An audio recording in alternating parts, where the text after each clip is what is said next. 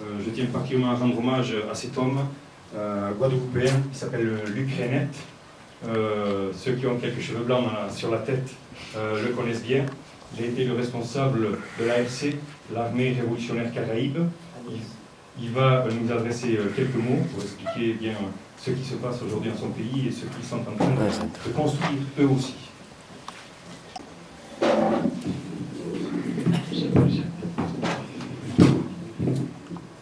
Bonsoir à tous déjà.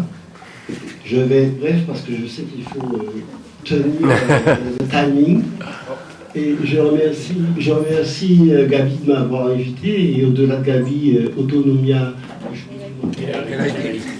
La prononciation c'est Elaïki, effectivement, d'être à l'initiative de ce forum.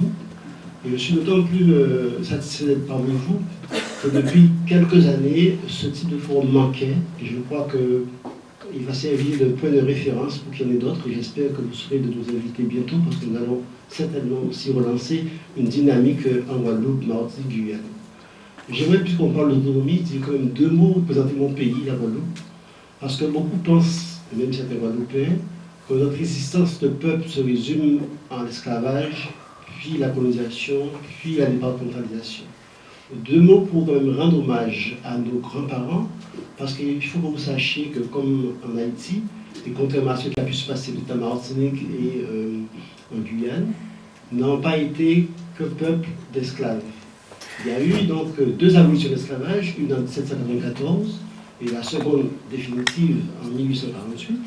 Mais dans l'intervalle, en 1801, plus exactement en octobre, on y est, en octobre, le 21 octobre 1801, l'armée guadeloupéenne, parce qu'il y a une armée qui s'est constituée si vous voulez, depuis la première abolition de 1794, sous Victor Hugues, a pris le pouvoir. Et il y a eu donc un gouvernement provisoire guadeloupéen qui n'a pas duré longtemps, puisqu'il a duré d'octobre 1801 à mai 1802, environ 7 mois. Mais en fait, il est important de savoir qu'il y a eu cette parenthèse de notre histoire où des Guadeloupéens se sont constitués effectivement en nation. Il n'y avait pas d'État, mais en fait, quand même, ils se sont dirigés eux-mêmes. Et que c'est Bonaparte qui, effectivement, a envoyé une expédition dirigée par le général Richepens en mai 1802 pour mater la rébellion guadeloupéenne et restaurer, je dirais, le pouvoir français.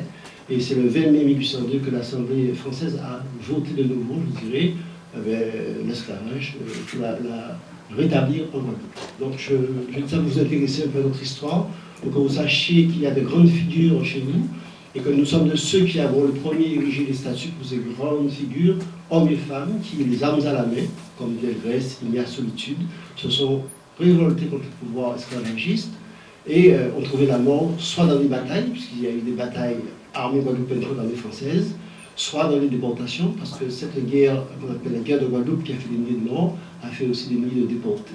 Voilà, donc c'était pour rendre hommage à ces hommes et ces femmes, et surtout que vous sachiez que nous sommes issus de peuples où, depuis longtemps, nous nous rébellons effectivement contre, je dirais, une puissance, la puissance française, contre une tutelle que nous ne supportons pas. Deux mots pour dire également qu'après la période de la colonisation, il y a eu 1946, et au lendemain de la Seconde Guerre mondiale, la France donc a décidé de transformer nos pays, dont la Guadeloupe, en département français. La dernière étape la plus récente, c'est un référendum qui a eu lieu, je dis entre guillemets, le 7 décembre 2003, où on a vu